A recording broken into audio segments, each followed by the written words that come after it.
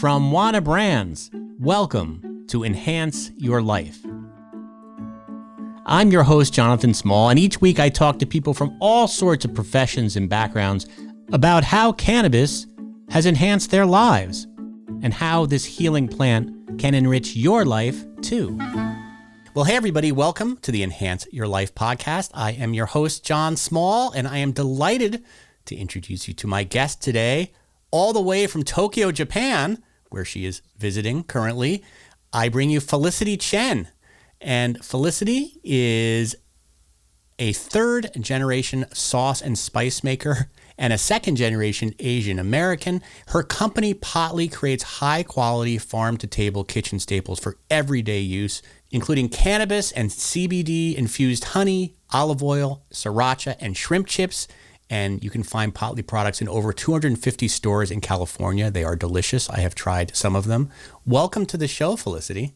Thanks for having me, John. It's been a long time coming. It hasn't been long. The first time I met you, you were pitching Potli to a bunch of investors, and I hear that was the first time you had ever pitched. That was about 3 or 4 years ago, right? Yeah, that was the first. And since then, the pitch has gotten better. But I remember being so nervous that day. Like my palms are sweaty.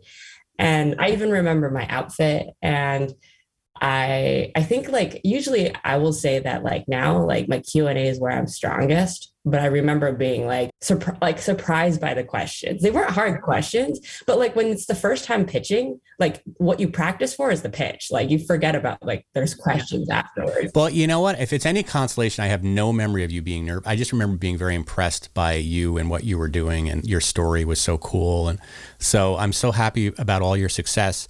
And I wanted to bring you on the show, especially during AAPI month. I just love to celebrate Asian Americans who are doing special things in the cannabis industry. And you're also a female entrepreneur, CEO, which is terrific. And so congratulations on all your success. Your backstory is really cool. I mentioned in the intro that you are a third generation sauce and spice maker. Tell us a little bit about your family history. Totally. So my grandfather started, he ran away from the commies from China to Taiwan. And from there, he started washing dishes at restaurants and saw that, you know, most basic dishes came from making sauces. And so that's how he started doing that. He kind of learned from a chef and then decided that he was going to start making like a packaged good and started making sesame oil. So our family is known for making sesame oil. We make it in the very traditional way. Effectively, it's all kind of roasted and toasted before it's processed. You're not squeezing the oil out of the sesame seeds. You're just shaking them until the oil comes to the top. And that's the most traditional way to make it. Oh, and cool. So now our family kind of in the States produces very traditional sauces like sesame paste and broad bean paste. These are all kind of the basic ingredients to make things that, you know, like mapo tofu and kung pao chicken. These are the basic ingredients to all of those dishes. And so my parents have been in food service for a very long time. We distribute nationwide. And, you know, I grew up in my parents' warehouse and it's just been really fun. It's three generations. So not only is my grandfather involved, but my mother and father are both super involved. And my mom is often the one on the forklift moving big pallets. And that's wild. When I was a kid, I thought that everyone's mom knew how to do that. Let me tell you something. My mom does not know how. That is so cool. So is it a white label product that your family makes, or is it a brand that people would be familiar with in the Bay Area? Yeah, so we have our own brand, but we also white label. Our own brand is very traditional, so it's difficult it's Lee and Howe brand or Uncle Chen. So either of those brands, or Union Food. It's kind of complicated because they all say the same thing, actually. Lee and Howe and Union Food are the same thing. It's just one is translated into English and one is the English translation. Okay. But yeah, so we have a warehouse in the Bay Area in Union City, and then we have a warehouse in Los Angeles, and then we have a warehouse in New Jersey. And so that allows us to be able to distribute nationwide. So cool. So now you grew up in this spice and sauce family, and you could have gone the traditional route, but you chose something very untraditional. Tell me the genesis of the decision to do CBD and cannabis infused versions of some of the things that you do. Yes, totally. So the inspiration came from my mother. If you can imagine, she's extremely old school. And there's no way that she would ever consume cannabis with me in a normal setting. She's an asthma patient, and therefore her lungs, like her whole entire kind of nasal capacity is like super inflamed. And I knew cannabis would really benefit. And there's also other kind of like, I just wanted her to be a little bit more chill Yeah. in general. And so I thought there would be a really interesting opportunity because at that time, my father had started beekeeping as a hobby. And he did this because my mom is an asthma patient, right? Hyperlocal honey is really good for your allergies. Her allergies is what sets off her asthma. And so I thought, why don't I put some cannabis into this honey? And it's a format because my mom already naturally uses honey every day. She starts her day every morning with a hot water, some ginger, and lemon. And most people know this as a hot toddy. I call this auntie juice, whichever. And it's already something that's already been ritualized into her daily wellness routine. And so we weren't changing anything about that habit. We're just enhancing it with CBD or THC or CBN at night. And that was just like, we're like, let's see if this works as a company. And to this day, it's our best-selling product. Our Dream Honey like outsells everything that we've ever made. And I think it's because it's just something that like there is the benefit of the cannabinoids for sure. It's fundamentally the science behind why things work.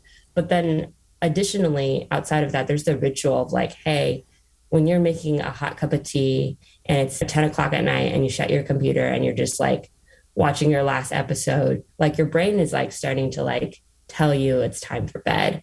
And fundamentally, I think that's why we have such a high returning customer rate. At times on our website, we can see that our returning customer rate is 40% or higher. And that's really promising. Now, your mom, was she taking cannabis infused honey or CBD infused honey? Like, was there THC in her honey? There's THC in her honey. The first one that I gave her was THC. And was she worried about that?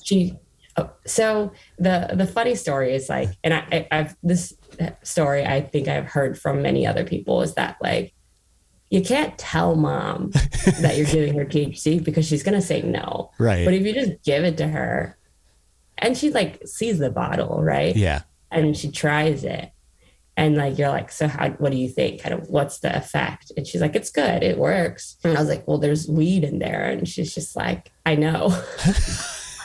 So she was fine with it. Well, why did you say anything about it? It's just funny. It's just like, it's just weird. I think like Asian parents are so proud.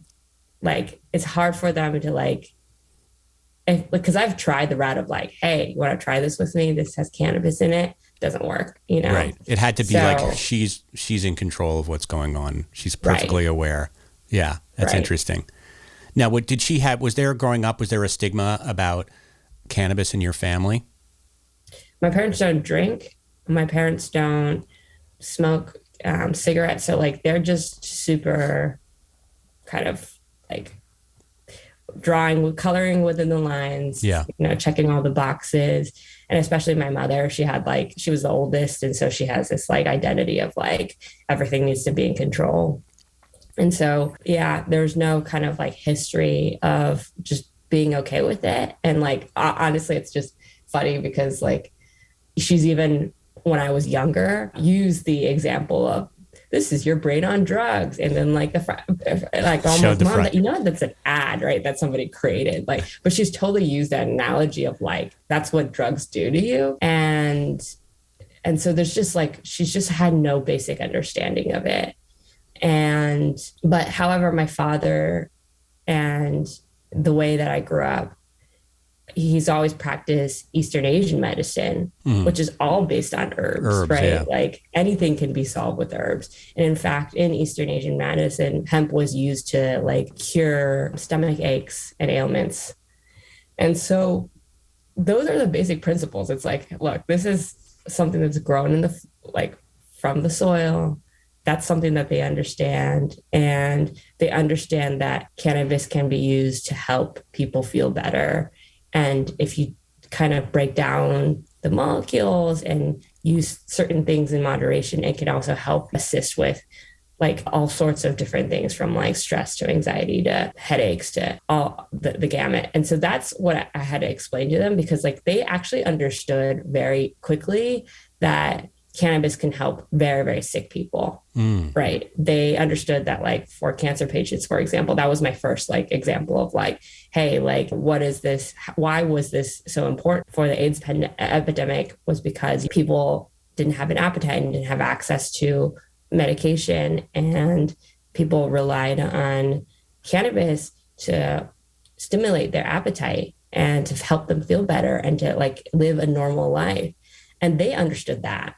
And then after that, it was just, okay, well, that's just like the extreme. And how can we talk about all of the other things it can help with?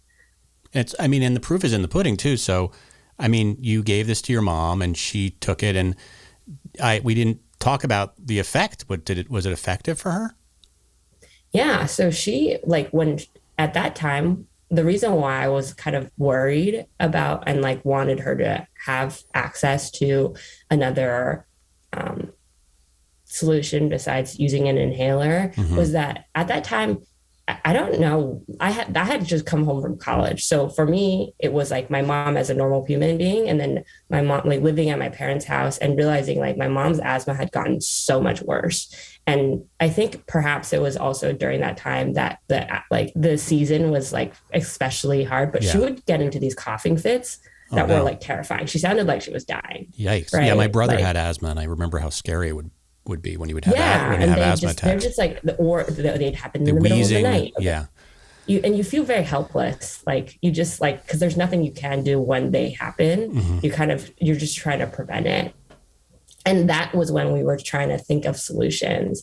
And now they happen once in a while, but I don't hear them going for like, they would be like 15-minute coughing spells in which they sound like, like in like Les Mis, where like they're about to die, they're like coughing blood. Like I don't think she was coughing blood, but she sounded like it was bad. Like you're just so like, it's gotten a lot better. Does she credit Does she credit the Potli honey? I don't know if she does. I actually don't know. You do though. You know it. I do, but I don't. They're not as bad anymore. Yeah, and I think it definitely has to do. I think there's a myriad of things. Like we're kind of like a hippie family in that way. We try all of the kind of herbal medicines, but for me, like consistently, she always takes honey. And it's like, there's also the effect that like the honey literally comes from my parents' backyard. We still to this day harvest all of our honey from my parents' backyard. That's so cool. It is just, it's truly like from backyard to table. Yeah, that is amazing. What's your personal experience with cannabis? You mentioned that your family was very kind of colored in between the lines until you introduced them to cannabis. But growing up in the Bay Area, very liberal, especially towards marijuana. Were you very mellow about it, or did you kind of see it as kind of like the devil's lettuce when you were younger? I think like because my parents were so color within the lines, like I was always wanting to try things. Like I wanted to experience all the things, which like honestly I think sometimes is not the right approach, because like then like in college I was like I want to try everything, or I just was very eager to like get away. And I didn't have any education. And so I felt like I went into a lot of experiences without like having somebody to hold my hand, because I was just I wanted so badly to experience something. So I think this is quite young, but like, it's funny because it was like my group of like ballet friends were my first contact, because we had a sleepover and we were like in middle school. And I remember like the high school kids had come over and dropped off some weed, and like we were like trying to figure out how to consume it because we didn't have a piece. Right. And so we like made a piece out of a Coke can, and it was just the funniest thing. And then we also made one out of an apple. It was this like very like big process to try to like consume this like, and I remember like I remember what it looked like back then. It was just like, it was in like, someone had given us like a nug of weed or 2 nugs of weed in this like cigarette, like the bottom of a cigarette, like, and it was just like so gross and like sad, but we were just like so excited. That was like my first experience. And I think that's pretty funny. That was like a group of girls where you felt safe, right? Yeah. Like we had been dancing forever, like since we were like, right. You would take care of each other. 6. So it was a safe place. But I wouldn't say that I got high, but that was my first like experience with weed. Yeah, so many people always say on their first experience they didn't get high because I think they're so scared to actually inhale, or they don't even really know how to do it right. Yeah. I mean, I don't even think we constructed the piece right. Like we were just like looking on the internet and trying to like build this thing out of a Coke can. How does weed? But I have very fond memories of smoking out of an apple. So how does weed play an impact in your life now, aside from the fact that it's your business? Are you a recreational smoker? Do you use it medicinally? Both? I think like for the alternative cannabinoids, I use it medicinally, especially to regulate sleep. But like on the regular, like I love blunts. Like that's my like format that I enjoy the most. I think like, and I was a very active user of a Puffco, but I unfortunately broke mine. I have just been very lucky to have a lot of amazing access to cannabis provided by friends. And so I have just a million and one pre-rolls and flower. And those are probably like flower is probably my most top consumed product. And then edibles wise, beverages, of course, have become a big play. And I think everybody's lives. Grateful to have a lot of amazing friends that have created beverages that can just be something that we knock back during dinner, and it's not a big deal. Yeah. Does the honey, does that make you high? Like, I guess it depends how much you put in the tea, right? Or how much you put in whenever you're putting it in. But what percent of THC is it? So the whole bottle is 100 milligrams, and that makes it such that it depends on what you want, right? So if somebody wants a full dose, they use a tablespoon, that's 10 milligrams. If they want a microdose, they can use a teaspoon. For honey, like usually I'm using the honey to make like something fun. Like I love making hot toddies with whiskey, and the THC or the CBD sometimes is great too, even to just counteract just preventing a hangover the next day. I think like when I think about Potli's ingredients, if I'm like, my kitchen is kind of, it's like a witch, like there's just like things with like labels on them. Like we have the V1s of a lot of our Potli ingredients in the kitchen. And I really think of like living Potli as a full day thing. I start my day, for example, with using the honey, like CBD honey over like a yogurt or a chia seed pudding. And then at lunch, I love the olive oil. It's the best for like big carb dishes. Like obviously use the olive oil wherever you already normally use it. But the CBD, when you eat that with like a heavy carb meal, like pasta, it actually like helps you fight afternoon slump. Like typically after eating a big carb meal, you just want to like take a nap. But I feel like a second energy source afterwards at 2 or 3 p.m. I get like, I'm like excited to like finish my day off. And like past 5, I'm like, come on, all the THC. So that's when, like I'm thinking about like what's for dinner, and perhaps I'm using the sriracha or the shrimp chips to make a dip. Those are all things that I think about. How did the shrimp chips idea come up? Like, where did that idea come from?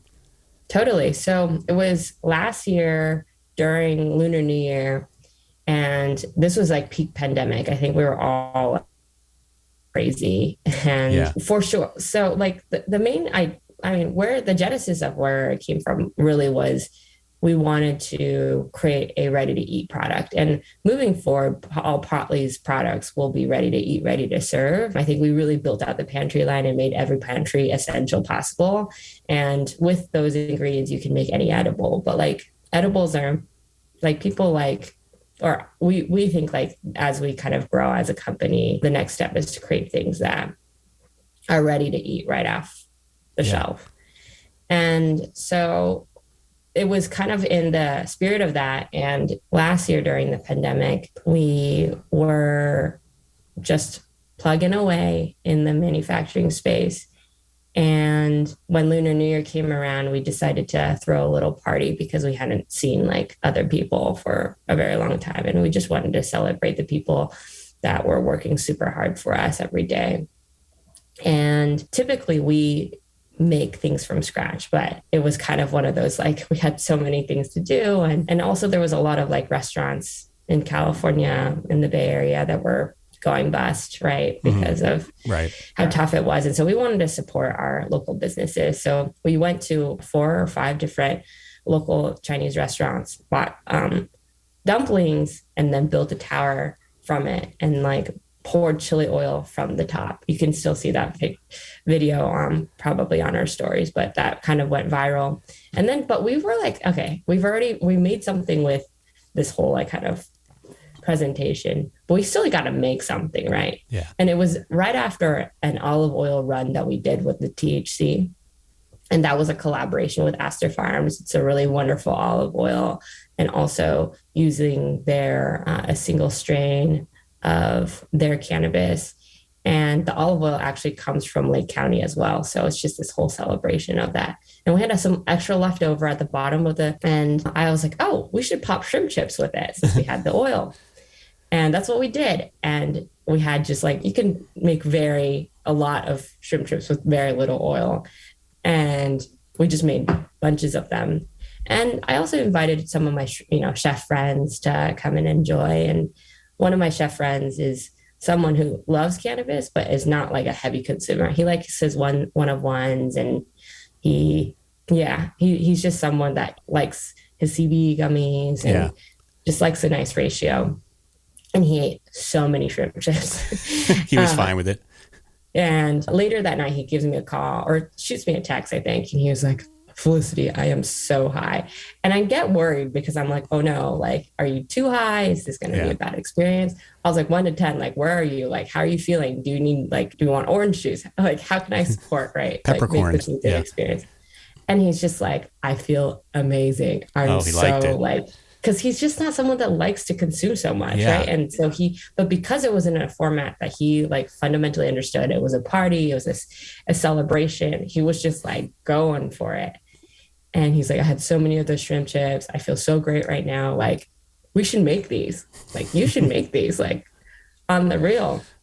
And I was like, yeah. And I was like, I guess, why not? Yeah. And I think it was just a moment of like going for something that was so radically different. And I think being bored during the pandemic was a very important time to like just be like, what do you really want to do? Okay, we need to do something that sparks joy. And it was, yes, in a way, very intentional, but it took like a spark of creativity that was just like, let's just try this. And it turned into this whole campaign from like a 3-month period from like February, which is Lunar New Year, to May is when we launched and announced that we were making shrimp chips, which was AAPI month because we wanted to launch. And then the official kind of campaign went and like launched in the summer. Like it was an aggressive like plan, and we did it. And it was the help of the entire team, including that chef. His name is Kevin Madrigal. He's also a poet. And so he writes behind on the shrimp chips, there's this little like cute, like poem for friends. And Aisel, his girlfriend, did the design of the labels, which is kind of reminiscent of an old school shrimp chip packaging, and has the pink dots on the top. But we make it kind of more Potli style and just fun, and it's just something that really sparked so much joy. And we're very grateful. We recently just won the Emerald Cup Savory Edibles category with the shrimp chips. And we also did a spicy version in collaboration with SF Roots. So in general, we just like are proud of what this product symbolizes. It symbolizes equity. It helped us certify as equity trade as a business.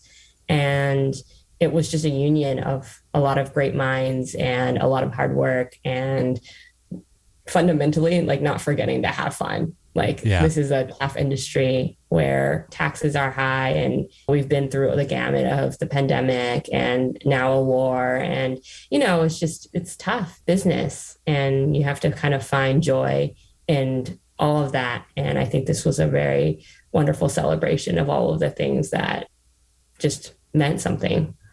You don't see enough Asian Americans in the cannabis business in general. And that's probably for a number of reasons, which we can get into in another podcast. But what advice do you give to people who might be listening to this, who are Asian American, Pacific Islanders, about this business, about how to get into this business, maybe how to overcome some of the stigmas that their family has put on them. And, what advice do you give to people like that? Yeah, I'd say just start somewhere, and be it if it's like a brand building thing, like build your community first, and kind of, I think everything else will follow, right? But your community will be the group of people that get you through the tough times, who supports your small business. And you can build that community with something as simple as an email list or like an Instagram following. Like those, like the number of Instagram followers actually doesn't matter. It's just how engaged they are is what matters. And, or a Telegram, be it if you're kind of someone that's like doing stuff that's underground, right? Like that number of like your X many true fans is actually the most important. And even to this day, Potli survives because we have such a strong community. And I think we do because like we have such a unique proposition when it comes to our product category and what we represent to people. Like I have every single time there's like a movie premiere, like Everything Everywhere All at Once, like we'll see people with our shrimp chips at the movies, and it's just like, it's such a good feeling, right? Like people are associating, oh, I'm going to see an amazing Asian American movie. It's just the dopest movie I think that was made in the last 10 years. And like we had 3 separate people like be like, I brought my shrimp chips to Wait, movies, what was it? Which was the best one? Sorry, you said what was the dopest movie that you made? I missed it. What was it? Everything Oh Everywhere my God, All the at greatest! Once. I freaking love that movie. I would love Incredible. It's like an incredible. If anybody has not seen that movie, first of all, see it high. It'll probably maybe make it better. But I took my whole family to see it. Everybody absolutely loved it. My son said it's one of the best movies ever seen in his life. He's 16 years old. Yeah, I love that movie. Yeah. Yeah. So the shrimp chips, I'm sure, will really enhance the experience of that movie. Certainly. Well, it's one of those things where it's like, I think the larger of a brand you become, one of the things that you really start to invest in is community, and how to leverage your community to market or evangelize, or how do you make sure your customers that come in are repeat customers. And so we invest a lot of our energy into that journey to make that someone who's purchased our product very much feel like they're part of the family. And I think that is something that you can do without any money. Right. Well, Felicity, this has been super interesting. You have such a great story, and I'm so glad to connect with you years later with all your success with your product. And I strongly recommend, if people want to find Potli, just information, you mentioned your Instagram. What are some ways to follow Potli? Yeah, so Instagram is Get Potli. On Twitter, we are Potli Night. We are launching a fun little project. So if you want to follow along on our Twitter for our Web3 Degen happenings, that's Potli Night. Our hemp shop is potlishop.com. And our cannabis is getpotli.com. And now at shop.getpotli.com, you can get your cannabis delivered in California. Well, I hope you're working on getting cannabis legalized in Tokyo. That's going to be a pretty tough order, but it'll be winking. Nice. You can't tell in the audio, but I'm winking. You're winking. Anyway, well, thank you so much for joining us. I encourage everybody, first of all, I encourage everybody to get Potli products, and I encourage you, while you're there, to go to my friend's restaurant, Freeman Shodoku, because he just opened it, and it's really delicious. He opened it with his wife. I'd love to support. Yeah, so I'll send you along the tags, and I'll make sure that he hooks you up with some free wings. All right. Well, Felicity, thanks so much. Thank you. Enhance Your Life is brought to you by Wana, the #1 infused product in North America. Wana's entire process is designed to deliver the same great experience time after time. They have spent years fine-tuning their recipes so that their products are delicious, consistent, and potent. For more information, head on over to wanabrands.com. That's Wana, W-A-N-A, brands.com.